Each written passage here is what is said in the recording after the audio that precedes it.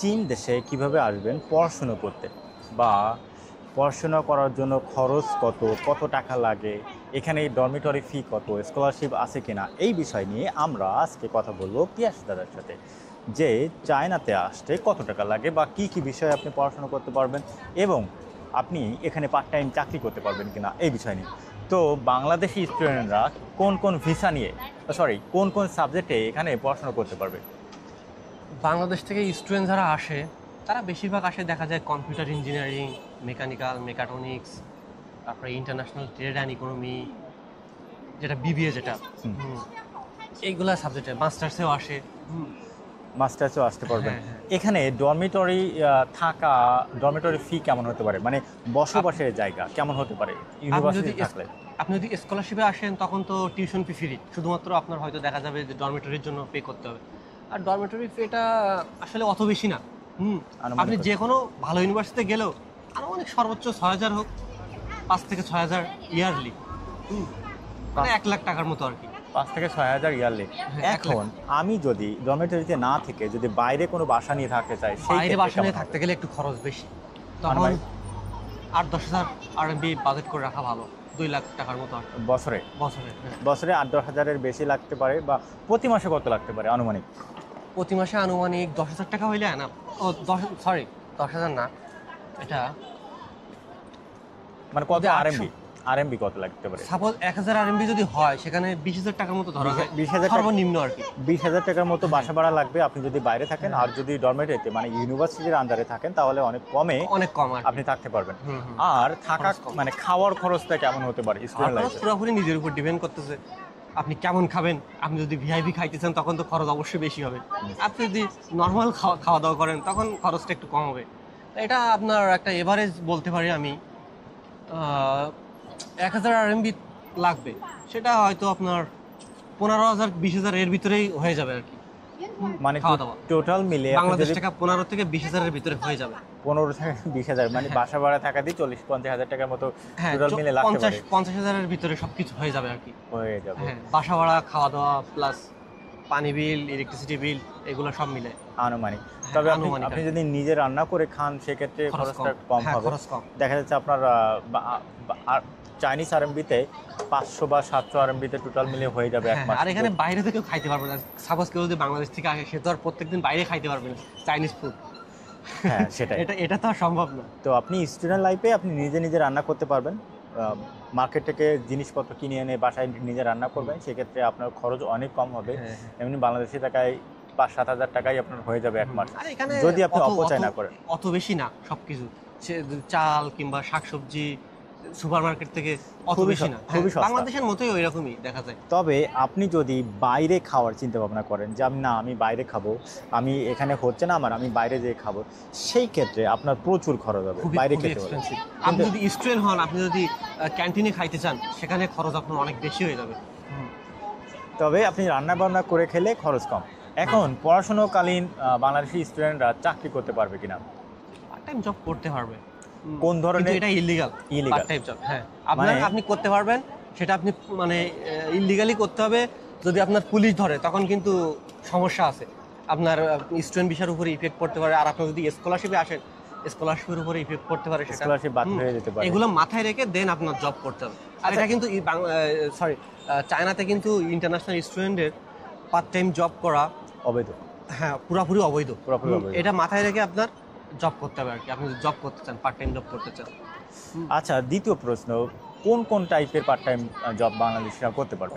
Job আছে, কেউ coffee শপে জব করতে পারে, হ্যাঁ, কেউ ওয়েটার হিসাবে রেস্টুরেন্টে জব করতে পারে, কেউ কোনো কোম্পানিতে প্যাকিং এর জব আছে, এটা করতে পারে। তারপরে এসএফ এক্সপ্রেসে অনেক লোড আনলোডের জব আছে।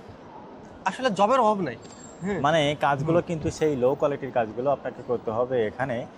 তবে স্টুডেন্ট লাইফে সবাই এই কাজগুলোই করে, চাইনিজ যারা আছে তারাও করে। চাইনিজ স্টুডেন্টরাও হোটেলে কোয়ালিটির জব বলা যায়, এগুলো চাইনিজরাও অনেকেই ভালো যারা আছে ওরাও এইগুলো জব করে। মানে বাংলাদেশি স্টুডেন্টদের জন্য বলেছি, কারণ বাংলাদেশিরা কখনো এই ধরনের কাজ বাংলাদেশে করে অভ্যস্ত না। এই কাজগুলো আপনাকে এখানে করতে হবে পার্ট টাইম এর জন্য। মানে আপনি বাংলাদেশে ওয়েটার হিসেবে কাজ করেন, আপনি করছেন কখনো? হোটেলে মানুষকে খাবার সার্ভ করা আমার মনে হয় না কখনো করেছেন। তো এইখানে আসলে সেই কাজগুলোই করতে হবে। আর পড়াশোনা শেষ করে বাঙালিরা চাকরি পাবে কিনা, এখানে অনেকে প্রশ্ন করেন ভাই আমি এখানে অবশ্যই পড়াশোনা শেষ যোগ্যতা করছি। থাকলে সে অবশ্যই চাকরি পাবে। আপনি যদি চায়নার থেকে ব্যাচেলার কমপ্লিট করেন অবশ্যই আপনি চাকরি পাবেন।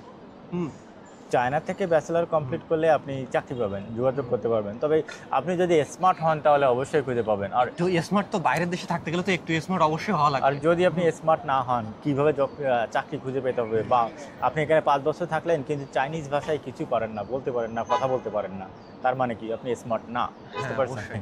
বিষয়টা হচ্ছে এরকম, চাইনিজ ভাষা বলতে চায়নাতে শিখতে থাকতে হবে। গেলে, চায়নাতে জব করতে গেলে আপনার অবশ্যই চাইনিজ দরকার। আপনার ভালো চাইনিজ জানার দরকার নেই, কিন্তু বেসিক আপনার অবশ্যই জানা দরকার। সাপোজ আপনি বাইরে একটা কোনো কিছু কেনাকাটা করতে গেলেন, ওখানে তো আপনি ইংলিশ প্রয়োগ করতে পারবেন না, ওখানে আপনার চাইনিজ দরকার। এসব ক্ষেত্রে আপনার অবশ্যই চাইনিজ জানা দরকার। তো চাইনিজ শেখারও কিছু কিছু সিস্টেম আছে। আপনি বই পড়বেন প্রতিনিয়ত, বই পড়ার পর আপনি বাইরে গেলেন, কাস্টমারদের যারা ফল কিনতেছেন, খাবার কিনতেছেন, তাদের সাথে চাইনিজের ব্যবহার করবেন, প্রয়োগ করবেন, মানে কথা বলবেন। রাস্তাঘাটে লোকজনের সাথে দেখা হচ্ছে, কথা বলবেন। কথা বলতে এইভাবে বলতে আপনার চাইনিজ ইমপ্রুভ হবে আপনার অবশ্যই। চাইনিজ ইমপ্রুভ হবে এবং 4 বছর ধরে আপনি ফ্লুয়েন্ট হয়ে যাবেন। আপনি যদি ঘরে বসে থাকেন আর আপনার বন্ধুরা সবাই বাঙালি হয়, আড্ডা দিচ্ছেন বাঙালিদের সাথে রাত থেকে সকাল পর্যন্ত, তাহলে আপনার চাইনিজ ইমপ্রুভ হবে না। আর বিদেশের মাটিতে আমি আপনাকে সাজেস্ট করবো যে যখন আপনি বিদেশে আসবেন তখন আপনি চেষ্টা করবেন যত সম্ভব পারা যায় বাঙালিদের সাথে সম্পর্ক না রাখা। হ্যাঁ, হাই হ্যালো একসাথে আড্ডা দেওয়া, ঘোরা, কিন্তু যত সম্ভব চেষ্টা করবেন যে চাইনিজদের সাথে আড্ডা দেওয়া, চাইনিজদের সাথে ঘোরা। তাহলে আপনার দুইটা জিনিস হবে, একটা হচ্ছে চাইনিজ ল্যাঙ্গুয়েজটা ভালো পারবেন, এবং দ্বিতীয় নাম্বার আপনি চাকরি খুঁজে পাবেন খুব সহজে যদি চাইনিজ বন্ধুরা থাকে। এবং আরও সুবিধা আছে, আপনি ব্যবসা বাণিজ্য সম্পর্কে চাইনিজদের কাছ থেকে খুব ধারণা নিতে পারবেন, আইডিয়া থাকবে। কিন্তু আপনি যখন আপনার বন্ধু বান্ধব যখন সব বাঙালি হবে, তখন সবাই কিন্তু কোনো কিছুই বোঝে না, উপকার হবে না, কোনো উপকার কিছুতে হবে না। উপকার হবে না। আপনার চাইনিজও ইমপ্রুভ হবে না, আপনি বাইরের পরিবেশ সম্পর্কে জানতে পারবেন না। কিন্তু আপনার যদি এখানের চাইনিজ ফ্রেন্ড থাকে আপনার অনেক বেনিফিট আছে। তাদের থেকে আপনি অনেক কিছুই সাহায্য পাবেন আর কি। আপনি এইখানে আসার পরে যদি 1 বছরের মধ্যে চাইনিজটা আয়ত্ত করতে পারেন, তাহলে আপনি চাকরি করতে পারবেন, ব্যবসা বাণিজ্য করতে পারবেন, ভালো ভালো কোম্পানির থেকে অফার পাবেন। কারণ চায়নাতে যত বস টাইপের লোক আছে, মানে যারা উপরের র্যাঙ্কের লোক, তারা সবাই চাইনিজে কথা বলে, কেউ ইংলিশে ভালো বলতে পারে না, বলতে পারে কিন্তু সংখ্যাটা খুবই কম। সুতরাং আপনার চাইনিজ যদি ভালো হয় তাহলে আপনি অনেক ভালো ভালো বসের সাথে কথা বলতে পারবেন, যোগাযোগ করতে পারবেন, বসের কাছ থেকে সুবিধা পাবেন। বুঝতে পারছেন? ফার্স্টে কেউ যদি স্টুডেন্ট হিসাবে আসে তাকে অবশ্যই হার্ডওয়ার্ক করতে হবে, ঠিক আছে? ওই যে বিলাসী জীবন যখন কাটালাম আমি স্টুডেন্ট বলে, এরকম করলে আসলে এইটা সে করা যাবে না। কিছু করতে পারবে না। মানে আপনি আসার পরই 1 বছরে আপনাকে চাইনিজটা আয়ত্তে আনতে হবে, তাহলে আপনি এখানে সফলতার মুখ দেখতে পারবেন, সফলতা পাবেন চায়নাতে। কিন্তু আপনি যদি মনে করেন চাইনিজটাই পারবেন না বা চাইনিজটা আয়ত্তে আনতে পারবেন না, তাহলে আপনার দ্বারা কোনো কিছু হবে না। আপনি চায়নাতে না আসাই বেটার। ইউরোপের দেশগুলোতে যান, আমেরিকাতে যান, ওখানে অন্য কিছু করতে পারবেন। বুঝতে পারছেন? ইউরোপেও এই সমস্যাটা আছে, ল্যাঙ্গুয়েজ ব্যারিয়ার। ওখানে গিয়েও দেখা যায় ওখানে গিয়ে ল্যাঙ্গুয়েজটা শেখা লাগে, ল্যাঙ্গুয়েজ প্রবলেম হয়ে দাঁড়ায় তখন জব টব খোঁজার ক্ষেত্রে। আপনার যদি মানে ভাষা শিখতে আগ্রহী না হন বা এরকম কোনো সমস্যা থাকে, তাহলে আমেরিকা বা কানাডাতে যান, বা যেখানে ইংরেজি ভাষা চর্চা হয় সেখানে যাওয়াই যান। বেটার। বুঝতে পারছেন? ভাষা চর্চা করতে হবে, ভাষায় কথা বলতে হবে। চায়নাতে আসলে 1 বছরে আপনাকে আয়ত্তে আনতে হবে, তাহলে চায়নাতে সফলতা অর্জন করতে পারবেন, সব কিছুই পাবেন, অন্যথায় পাবেন না। তো চায়নাতে অনেকেই আসতে চাচ্ছেন স্টুডেন্ট ভিসা নিয়ে।